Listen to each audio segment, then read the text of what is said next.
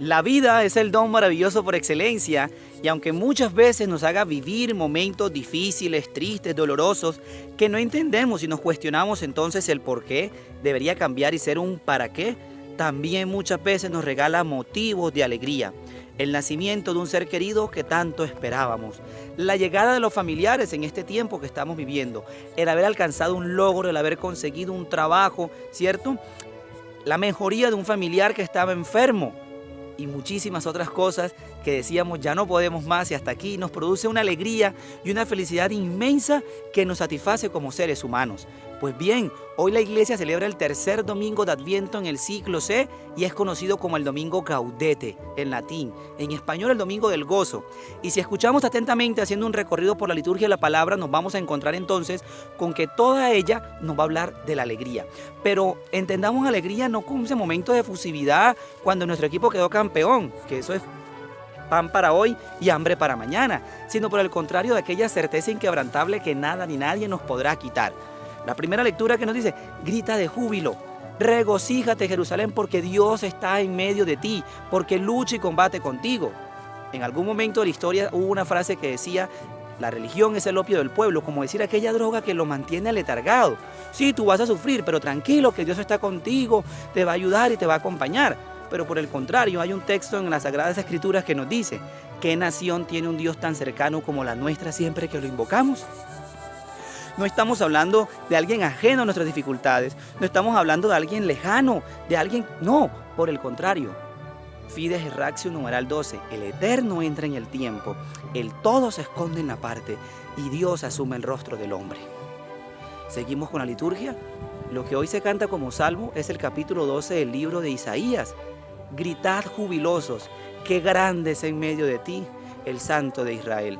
Muchas veces cuestionamos su actuar y su voluntad, pero hagamos un análisis y nos vamos a dar cuenta que cuando nosotros no podíamos, que cuando íbamos a tirar la toalla, el Señor grande y victorioso se pudo manifestar. Y es lo que conocemos como memorial de salvación, de esa historia que Dios está tejiendo contigo y conmigo. La segunda lectura, que dice el apóstol San Pablo, estén alegres. Os lo repito, estén alegres en el Señor. Pero la pregunta que podríamos hacernos en este momento es la siguiente. ¿Cómo puedo estar alegre si se me murió un ser querido? ¿Cómo puedo estar alegre si estoy perdiendo a mi hijo? ¿Cómo puedo estar alegre si estoy sin trabajo y tengo deudas? ¿Cómo puedo estar alegre si tengo un cáncer y esto me va a llevar a la muerte? Y tantas situaciones que cada uno de nosotros vive. Entonces la pregunta va a partir también del capítulo 5 del Evangelio de Mateo, las bienaventuranzas. Bienaventurados los pobres, los que lloran, los que sufren. Oye, qué ironía, ¿cómo es eso? Al contrario, bienaventurados los que tienen, los que ríen, los que disfrutan, ¿cierto? Porque parece que fuera una contradicción esa propuesta del cristianismo para nuestra vida. ¿Cómo es posible que nosotros podamos vivir de esa forma, aun cuando las circunstancias son contrarias a lo que nosotros quisiéramos muchas veces? Por una razón muy sencilla, por el amor misericordioso de Dios. Porque por la fe sabemos entonces que ese familiar que murió, su vida no terminó allí, sino que la vida del cristianismo se prolonga. Porque sabemos por fe que esa enfermedad me está ayudando a purgar mis pecados. No es consecuencia de las malas acciones que haya tenido. Que ese hijo va a ser la manifestación gloriosa de Dios que lo va a sacar de allí. Y así miraremos todas y cada una de nuestras situaciones. Finalmente, en el Evangelio, Juan Bautista comienza a predicar y le preguntan, ¿qué hacemos? No sobornen, confórmense, ¿cierto?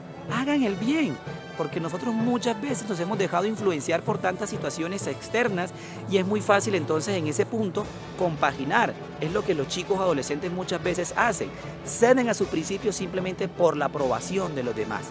Entonces pidámosle al Señor que nos conceda la gracia de poder conformarnos, pero no como un masoquismo, sino entender a partir no de nuestra razón, sino de la fe, que es voluntad de Dios. Cada uno lo ha experimentado. ¿Cuántas veces hemos creído que esa era la persona correcta, que ese era el trabajo? Y Dios nos ha ido llevando de mejor en mejor. Entonces, cuando lo dejamos actuar, cuando escuchamos a través de la predicación, de su palabra, intimamos nuestra relación con Él en la oración, podemos estar alegres. Y decir entonces así como Job, Dios me lo dio, Dios me lo quitó. Bendito sea Dios. porque sabemos que pareciera ante el mundo que fuéramos unos derrotados, que estuviéramos vencidos, pero por el contrario es cuando Dios con mano poderosa y con brazo extendido se manifiesta. Si no, miremos la misma historia del pueblo de Israel en la cual nosotros nos vemos reflejados. Frente al Mar Rojo y atrás venía persiguiéndolo el ejército, el Señor pudo abrirlo para que pasaran en pie enjuto, es decir, sin mojarse.